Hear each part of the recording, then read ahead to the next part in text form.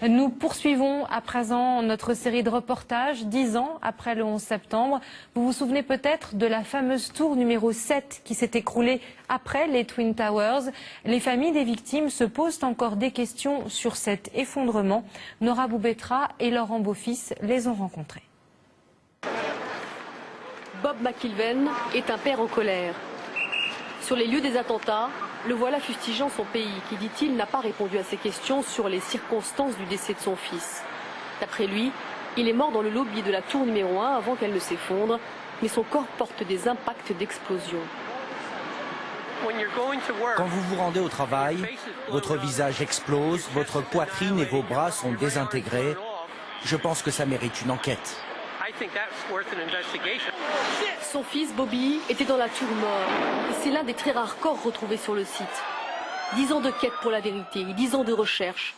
Pour comprendre comment son fils est mort, cet ancien professeur d'histoire a fait sa propre enquête. Ce n'est pas un adepte des thèses conspirationnistes. Et personne n'a su répondre à ces questions, pas même la commission du 11 septembre, mise en place 14 mois plus tard, sous la pression des familles. Ils n'ont pas répondu à 70% de nos questions à nous, les familles. Eh bien, c'est extrêmement frustrant. Nos enfants ont bien été assassinés. Il faut donc une enquête. Mais le rapport de la commission d'enquête n'en a fait qu'un exposé des faits. En plus, on n'a pas posé les questions qui fâchent aux responsables interrogés. Le travail de la commission est même remis en cause par certains de ses membres qui dénoncent des entraves à l'enquête. L'un d'eux a d'ailleurs démissionné. John Farmer était conseiller juridique dans cette commission. Dans son livre, il explique que le gouvernement a caché la vérité. La CIA a détruit des cassettes des interrogatoires des cerveaux du 11 septembre. Des cassettes dont on ne connaissait pas l'existence à l'époque. Et puis il y a aussi la conseillère en sécurité nationale de Bill Clinton. Elle a volé des documents aux archives nationales. Bob McIlvaine et son ami, l'ingénieur en génie civil, ont des doutes aussi, car la commission n'a pas évoqué l'effondrement de cet immeuble. Une troisième tour, le bâtiment 7, s'est écroulée le 11 septembre sans avoir été heurtée par un avion. Elle s'est brusquement affaissée en moins de 7 secondes. Les deux hommes réfutent la thèse officielle selon laquelle la chute est due à un incendie. C'est impossible à cause des structures en métal qui soutiennent le bâtiment.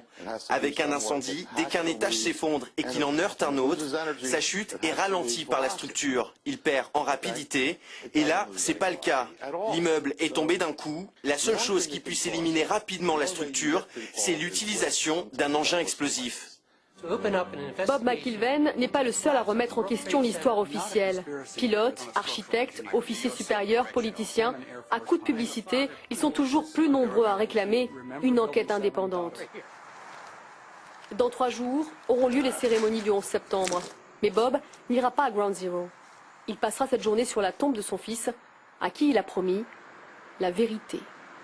Une enquête indépendante ne risque pas de voir le jour, en tout cas pas sous Barack Obama. Le président américain qui a accordé une immunité à ses prédécesseurs veille à sanctionner tout questionnement sur le 11 septembre.